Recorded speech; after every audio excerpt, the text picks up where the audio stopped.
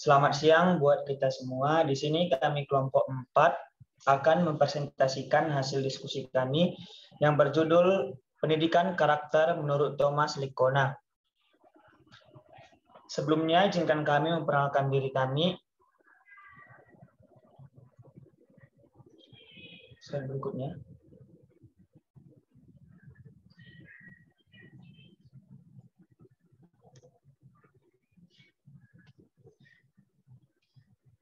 Yang pertama ada Suci Fauziah, yang kedua saya sendiri Boyar Penta Sembiring, yang ketiga ada Nevada Alifa Zahra Arsida, yang keempat ada Dewi Susanti, yang kelima ada Lucy Rahmawati, yang keenam ada Muhammad Irfan Nadif Aroji, yang ketujuh ada Alfiolia Nova Anggita, yang ke-8 ada Irma Tari Marimbun. Slide selanjutnya.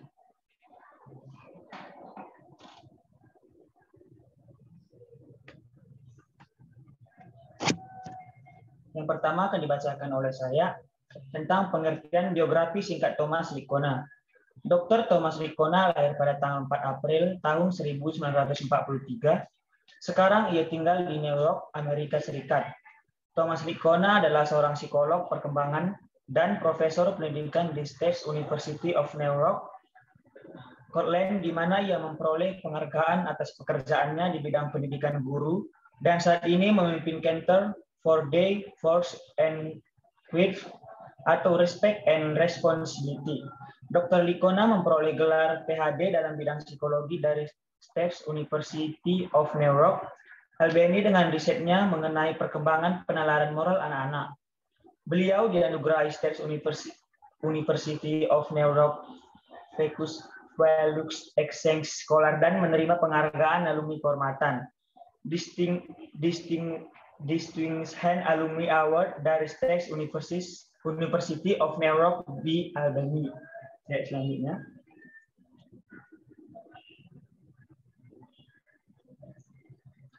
Selanjutnya saya akan memaparkan tentang definisi pengembangan karakter. Liccona pada tahun 1991 menyatakan bahwa pendidikan karakter adalah suatu usaha yang disengaja untuk membantu seseorang sehingga ia dapat memahami, memperhatikan, dan melakukan nilai-nilai etika yang inti. Pengertian yang disampaikan Liccona memperlihatkan adanya proses perkembangan yang melibatkan pengetahuan atau moral knowing, perasaan atau moral feeling, dan tindakan atau moral action. Sekaligus juga memberikan dasar yang kuat untuk membangun pendidikan karakter yang koheren dan komprehensif.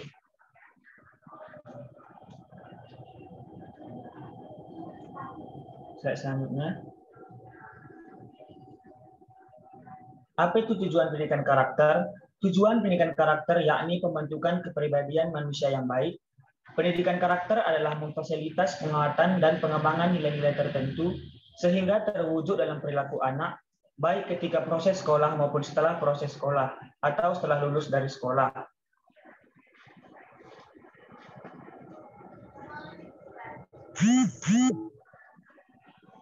Slide selanjutnya. Materi selanjutnya akan dipaparkan oleh teman kami, Suci. Saya persilahkan. Baik, saya akan melanjutkan penjelasan tentang alasan perlunya pendidikan karakter. Menurut Liccona, ada 7 alasan mengapa pendidikan karakter itu harus disampaikan. Yang pertama, cara terbaik untuk menjamin anak-anak atau siswa memiliki kepribadian yang baik dalam kehidupannya. Yang kedua yaitu cara untuk meningkatkan prestasi akademik.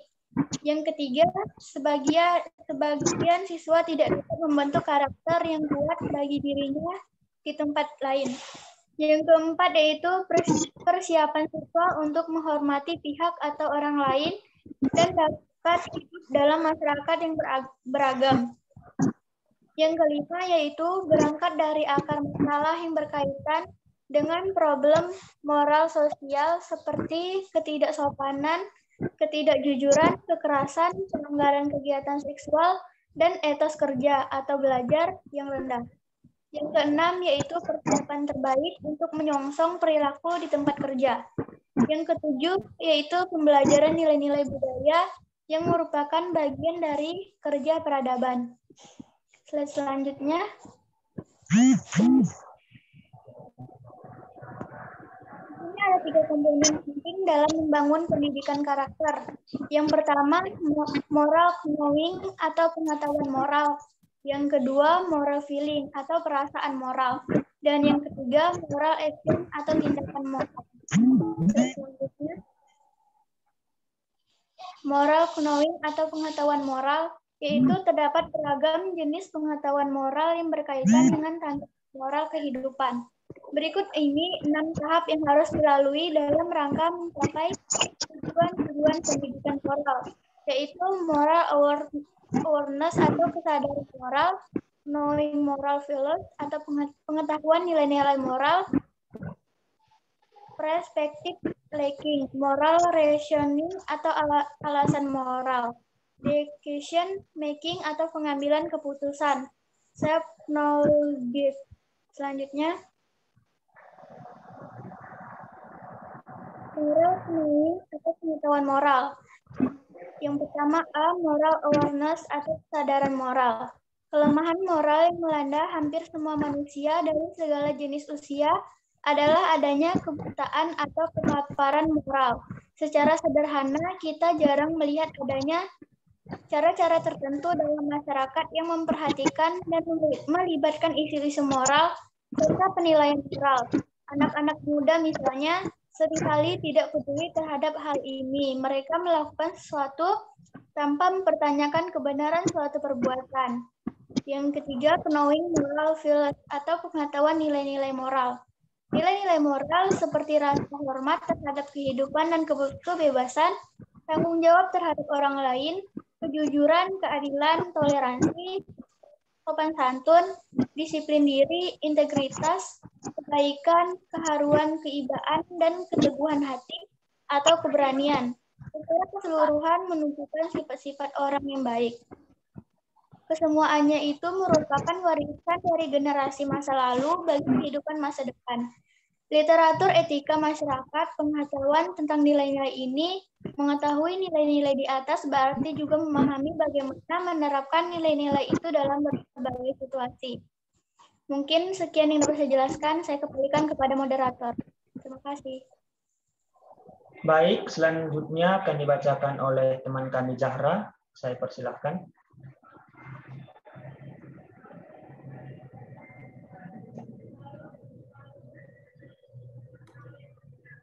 Selanjutnya, C. Perspective taking adalah kemampuan untuk mengambil pelajaran dari peristiwa yang menimpa atau terjadi pada orang lain. Melihat suatu keadaan sebagaimana mereka melihatnya, mengimajinasikan bagaimana mereka berpikir, bereaksi, dan merasakannya. Hal ini merupakan persyaratan bagi dilakukannya penilaian moral. Kita tidak dapat menghormati orang lain dan berbuat adil atau pantas terhadap kebutuhan mereka apabila kita tidak dapat memahami mereka. Tujuan utama dari pendidikan moral adalah untuk membantu siswa agar mereka bisa memahami dunia ini dari sudut pandang orang lain, terutama yang berbeda dari pengalaman mereka. D. Moral reasoning atau alasan moral. Moral reasoning meliputi pemahaman mengenai apa itu perbuatan moral dan mengapa harus melakukan perbuatan moral. Mengapa misalnya penting untuk menepati janji, mengapa harus melakukan yang terbaik. Moral reasoning pada umumnya menjadi pusat perhatian penelitian psikologis berkaitan dengan perkembangan moral.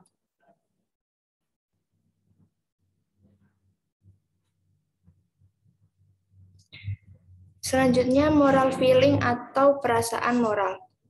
Sisi emosional dari karakter seringkali diabaikan dalam pembahasan-pembahasan mengenai pendidikan moral. Padahal hal ini sangat penting. Sungguh, secara sederhana mengetahui yang benar tidak menjamin perilaku yang benar. Banyak orang yang sangat pandai ketika berbicara mengenai yang benar dan yang salah, tetapi justru mereka memilih perbuatan yang salah. Beberapa moral feeling atau perasaan moral diantaranya conscience atau kesadaran, self-esteem atau penghargaan diri, empathy atau empati, loving the good, self-control, humility atau kerendahan hati. A. Yang pertama ada conscience atau kesadaran. Kesadaran memiliki dua sisi, yaitu sisi kognitif, pengetahuan tentang sesuatu yang benar, dan sisi emosional, perasaan adanya kewajiban untuk melakukan apa yang benar itu. Kesadaran yang matang di samping adanya perasaan kewajiban moral adalah kemampuan untuk mengonstruksikan kesalahan. Apabila seseorang dengan kesadarannya merasa berkewajiban untuk menunjukkan suatu perbuatan dengan cara tertentu, maka ia pun bisa menunjukkan cara untuk tidak melakukan perbuatan yang salah. Yang kedua ada self-esteem atau penghargaan diri. Ketika kita memiliki ukuran yang sehat terhadap penghargaan diri, kita menilai diri kita sendiri. Ketika kita menilai diri kita sendiri, kita akan menghargai atau menghormati diri kita sendiri. Kita tidak akan menyalahgunakan anggota tubuh atau pikiran kita atau mengizinkan pihak-pihak untuk menyalahgunakan diri kita. Ketika kita memiliki penghargaan diri, kita tidak akan bergantung pada restu atau izin pihak lain. Pembelajaran yang memperlihatkan siswa dengan penghargaan diri yang tinggi memiliki tingkat halangan yang lebih besar bagi sejawatnya untuk memberi tekanan kepadanya. Yang keempat ada empati atau empati. Empati adalah identifikasi dengan atau seakan-akan mengalami keadaan yang dialami pihak lain. Empati memungkinkan kita untuk memasuki perasaan yang dialami pihak lain. Empati merupakan sisi emosional dari perspektif taking. Yang kelima adalah loving the good. Tentu karakter yang paling tinggi diperlihatkan dalam kelakuan yang baik. Ketika seseorang mencintai yang baik, maka dengan senang hati ia akan melakukan yang baik. Ia secara moral memiliki keinginan untuk berbuat baik, bukan semata-mata karena kewajiban moral. Kemampuan untuk mengisi kehidupan dengan perbuatan baik ini tidak terbatas bagi para ilmuwan, tapi juga pada orang kebanyakan, bahkan anak-anak. Potensi untuk mengembangkan perilaku kehidupan yang baik ini dapat dilakukan melalui tutorial dan pelayanan sosial baik di sekolah maupun di masyarakat luas. Yang keenam ada self-control atau kontrol diri. Emosi dapat membanjiri atau mengatasi alasan. Alasan seseorang mengapa self-control diperlukan untuk kebaikan moral. Kontrol diri juga diperlukan bagi kegemaran diri anak-anak muda. Apabila seseorang ingin mencari akar terjadinya penyimpangan sosial, salah satunya dapat ditemukan pada kegemaran diri ini. Demikian kata Walter Nowakowski. Yang ketujuh ada humility atau kerendahan hati. Kerendahan hati merupakan kebijakan moral yang sering diabaikan, padahal merupakan bagian yang esensial dari karakter yang baik. Kerendahan hati merupakan sisi yang efektif dari pengetahuan diri atau self-knowledge.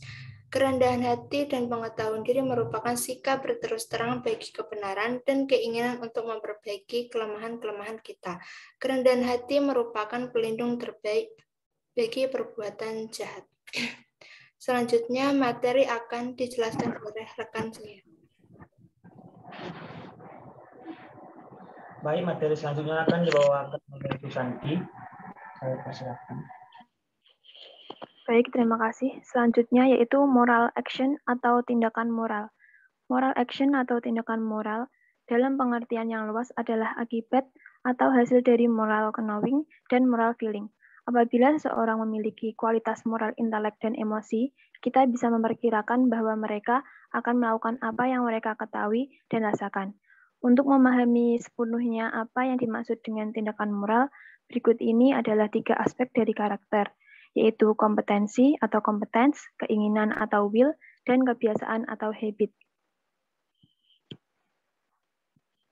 Moral action atau tindakan moral, pertama yaitu kompetensi atau competence. Moral kompetensi adalah kemampuan untuk mengubah penilaian dan perasaan moral ke dalam tindakan moral yang efektif.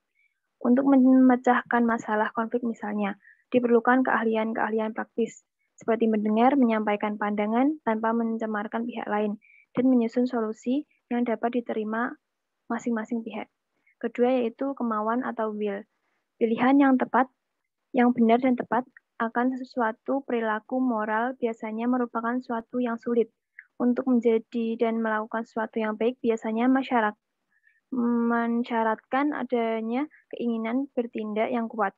Usaha untuk memobilisasi energi moral, kemauan merupakan inti atau core dari dorongan moral. Selanjutnya yaitu kebiasaan atau habit. Dalam banyak hal, perilaku moral terjadi karena adanya kebiasaan. Orang yang memiliki karakter yang baik, seperti yang dikatakan William Bennett, adalah orang yang melakukan tindakan dengan sepenuh hati, dengan tulus, dengan gagah berani, dengan penuh kasih atau murah hati, dan dengan penuh kejujuran. Orang melakukan perilaku yang baik adalah karena didasarkan kekuatan kebiasaan. Karena alasan-alasan tersebut, sebagai bagian dari pendidikan moral, maka harus banyak kesempatan yang diberikan kepada siswa untuk mengembangkan kebiasaan baik dan memberikan praktik yang cukup untuk menjadi orang baik. Dengan demikian, memberikan kepada mereka pengalaman-pengalaman berkenaan dengan perilaku jujur, sopan, dan adil. Materi selanjutnya akan disampaikan oleh rekan saya. Baik, materi selanjutnya akan dibawakan oleh Lucy. Saya persilakan.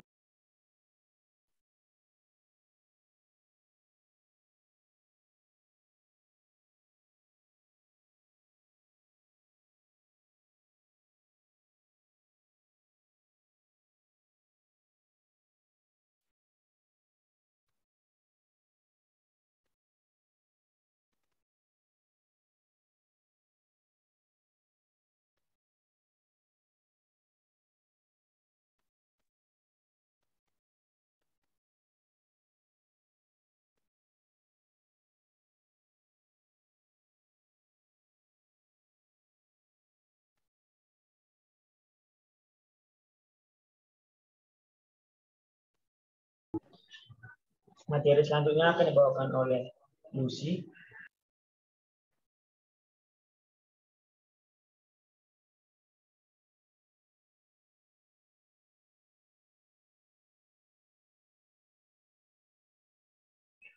Mohon maaf, Lucy, suaranya nggak kedengeran.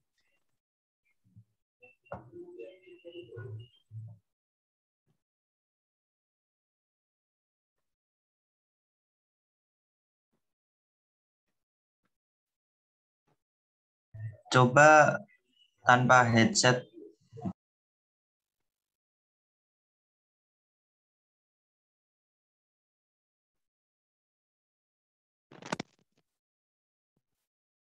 Kedengeran sekarang?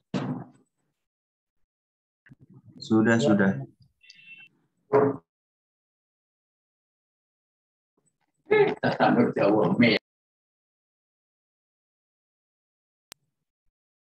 Thomas Lickona menyebutkan ada 5 pendekatan pendidikan karakter. Yang pertama ada pendekatan penanaman nilai, yang kedua pendekatan perkembangan kognitif, yang ketiga pendekatan analisis nilai, yang keempat pendekatan klarifikasi nilai, dan yang kelima itu pendekatan pembelajaran berbuat. Next.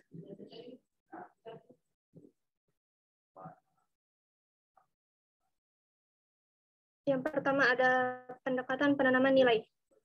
Pendekatan penanaman nilai adalah suatu pendekatan yang memberi penekanan pada penanaman nilai-nilai sosial dalam diri peserta didik.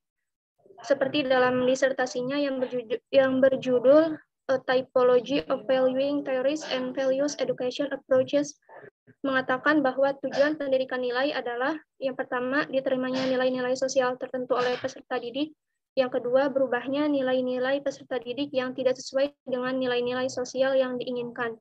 Metode yang digunakan dalam proses pembelajaran menurut pendekatan ini antara lain keteladanan, penguatan positif dan negatif, simulasi permainan peranan, dan sebagainya. Next.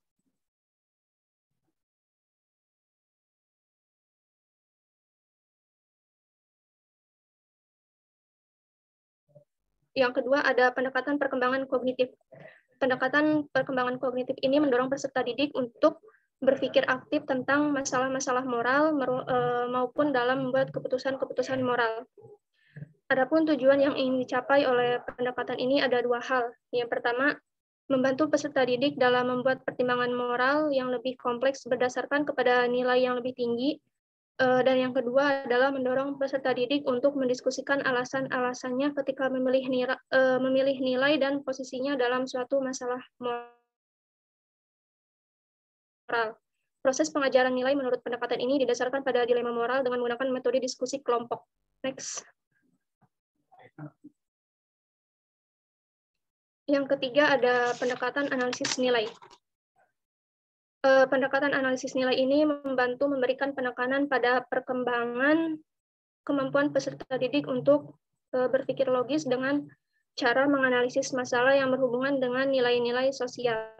Jadi pendekatan analisis nilai ini lebih memberikan pemahaman pada aspek nilai-nilai moral yang bisa diterapkan pada kehidupan sosial. Sekian dari saya kembalikan kepada moderator. Terima kasih. Materi selanjutnya akan dibawakan oleh Irfan. Saya persilahkan.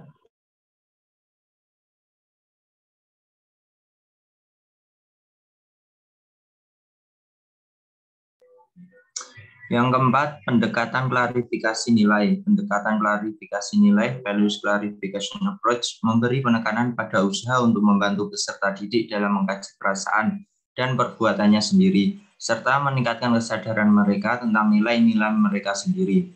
Adapun tujuan pendidikan nilai menurut pendekatan ini ada 3, yaitu pertama, membantu peserta didik untuk menyadari dan mengidentifikasi nilai-nilai mereka sendiri serta nilai-nilai orang lain. Kedua, membantu individu agar mereka mampu berkomunikasi secara terbuka dan jujur dengan orang lain, berhubungan dengan nilai-nilai yang dapat diaktualisasikan dalam kehidupan sendiri. Ketiga, membantu peserta didik agar mereka mampu menggunakan secara bersama-sama kemampuan berpikir rasional dan kesadaran emosional untuk memahami perasaan, nilai-nilai, dan pola tingkah laku mereka sendiri. Jadi, pendekatan klarifikasi nilai bisa memberikan wawasan yang lebih objektif bagi peserta didik dalam menjalani kehidupan sosialnya sesuai dengan nilai-nilai moral yang berlaku untuk membentuk karakternya. Next.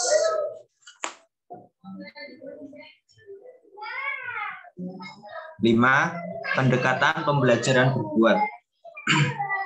Pendekatan pembelajaran berbuat atau action learning approach memberikan penekanan pada usaha memberikan kesempatan kepada peserta didik untuk melakukan perbuatan-perbuatan moral, baik secara perseorangan maupun secara bersama-sama dalam suatu kelompok.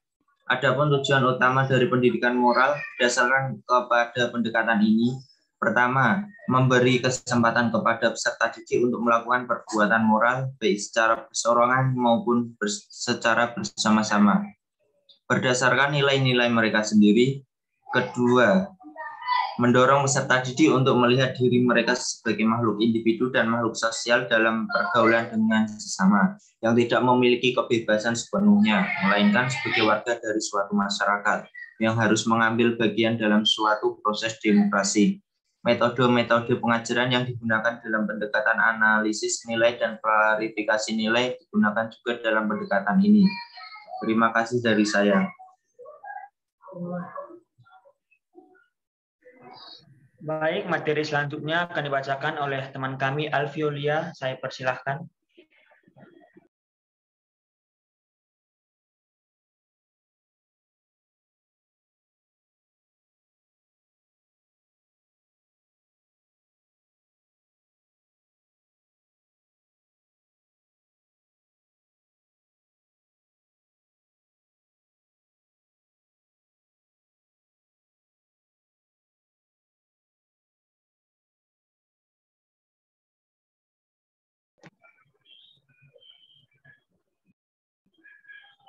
Materi selanjutnya akan dibawakan oleh Alfiolia. Saya persilahkan.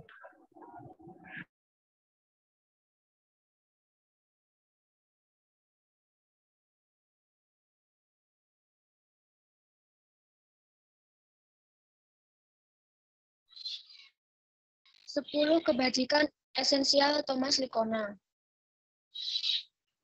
Thomas Likona menyebutkan 10 kebajikan karakter esensial dan utama yang harus ditanamkan kepada peserta didik baik di sekolah, di rumah, dan di komunitas atau masyarakat. Meliputi kebijaksanaan, keadilan, ketabahan, kendali diri, kasih, sikap positif, kerja keras, integritas, rasa syukur, dan kerendahan hati. Next.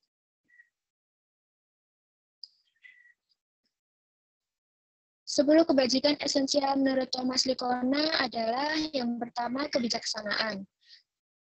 A. Penilaian yang baik, kemampuan untuk mengambil keputusan yang masuk akal. B. Mengetahui cara bagaimana mempraktikkan kebajikan. C. Membedakan apa yang penting dalam kehidupan, kemampuan untuk menentukan prioritas. Yang kedua, keadilan. Seperti kewajaran, menghormati orang lain, menghormati diri sendiri, tanggung jawab, kejujuran, sopan santun. Yang ketiga adalah ketabahan. Seperti keberanian, kelenturan, kesabaran, ketekunan, daya tahan, dan keyakinan diri. Yang keempat, kendali diri, seperti disiplin diri, kemampuan untuk mengelola emosi dan dorongan seseorang, kemampuan untuk menahan atau menunda kepuasan, kemampuan untuk melawan godaan, moderasi, dan kendali diri seksual. Next.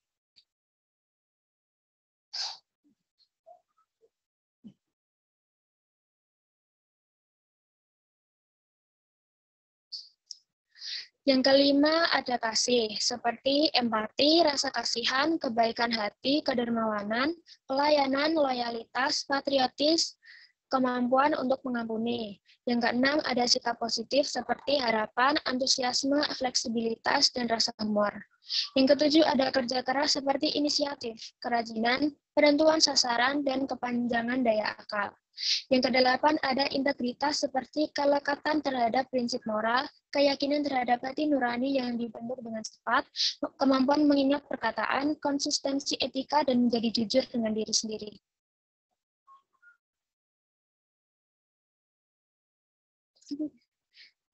Next.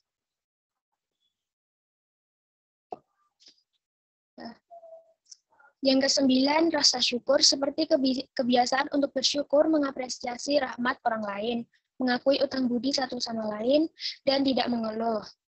Yang terakhir ada kerendahan hati seperti kesadaran diri, keinginan untuk mengakui kesalahan dan bertanggung jawab untuk memperbaikinya, hasrat untuk menjadi orang yang lebih baik. Sekian dari saya kembalikan ke moderator. Terima kasih Alfiolia. Materi selanjutnya akan dibacakan oleh Irma Tari.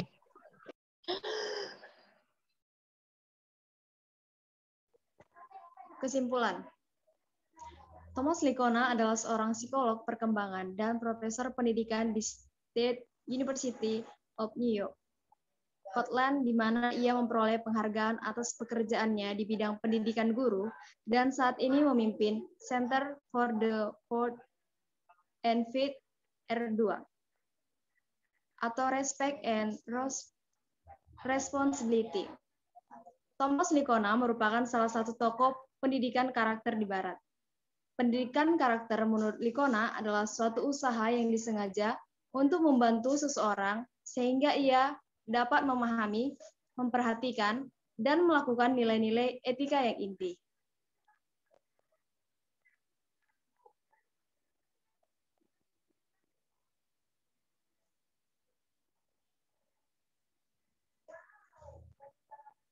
Thomas Likona berpandangan bahwa pendidikan karakter itu sangat penting.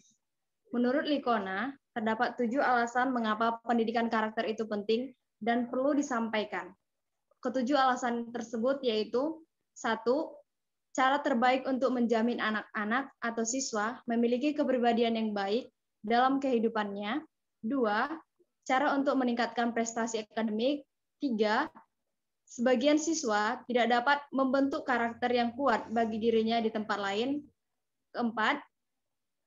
Persiapan siswa untuk menghormati pihak atau orang lain dan dapat hidup dalam masyarakat yang beragama. 5.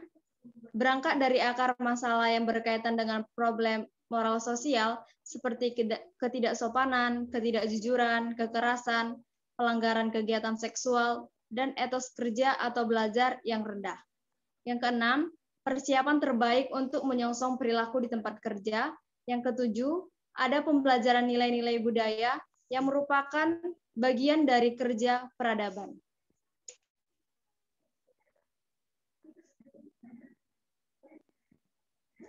Berdasarkan pengertian pendidikan karakter yang disebutkan oleh Licona, terdapat adanya proses perkembangan yang melibatkan pengetahuan atau moral knowing, perasaan atau moral feeling, dan tindakan atau moral action, sekaligus juga memberikan dasar yang kuat untuk membangun pendidikan karakter yang koheren dan komprehensif. Moral knowing adalah pengetahuan moral yang berkaitan dengan tantangan moral kehidupan.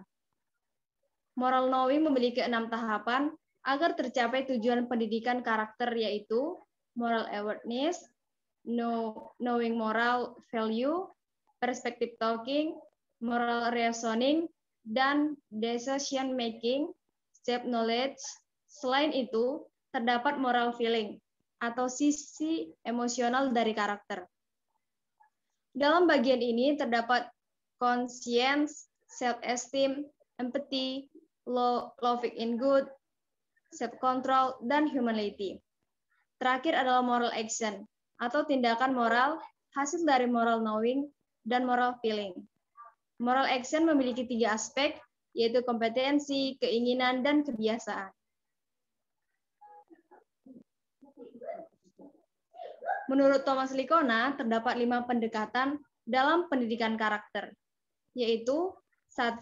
Pendekatan penanaman nilai, yang kedua pendekatan perkembangan kognitif, pendekatan analisis nilai, yang ketiga ada pendekatan klarifikasi nilai, yang keempat ada pendekatan pembelajaran berbuat, dan yang kelima adalah pendekatan pembelajaran berbuat.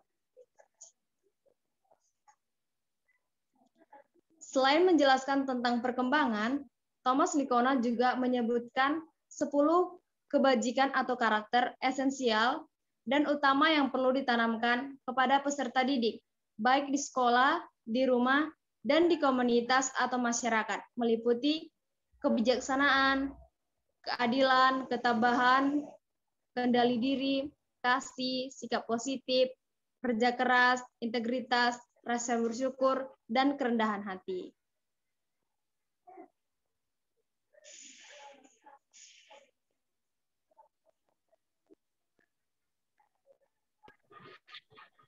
Baik, terima kasih. Mungkin pemaparan dari kami kelompok 4 yang berjudul tentang pendidikan karakter menurut Thomas Licona sampai di sini. Sekian dan terima kasih.